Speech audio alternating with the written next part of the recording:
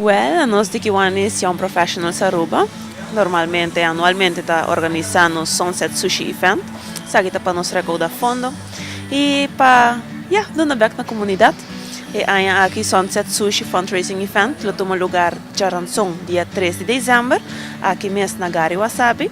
Começando para 6 horas da tarde, até com 9 horas da noite. E toda a gente está invitada para vir. Nós temos 75 florim para pessoa. Essa aqui não está available se tour Kipa members. E se você não conhece Kipa member, você pode subir livremente no nosso Facebook page, Kiwanis Club of Young Professionals Aruba. Manda-nos message, comment, ou algo assim, no nosso flyer que nós temos disponível. E nós te contato seguro para você a boteca deliver, temos por ti trabalho ou por ti casa. E 75 florim inclui sushi roll e também appetizers e também 3 glass de vinho, qual está patronizada para Tropical Bottling Company, com sua marca de vinho Matua. Nós temos um danke para essa aqui, vez mais, que sponsor nosso evento.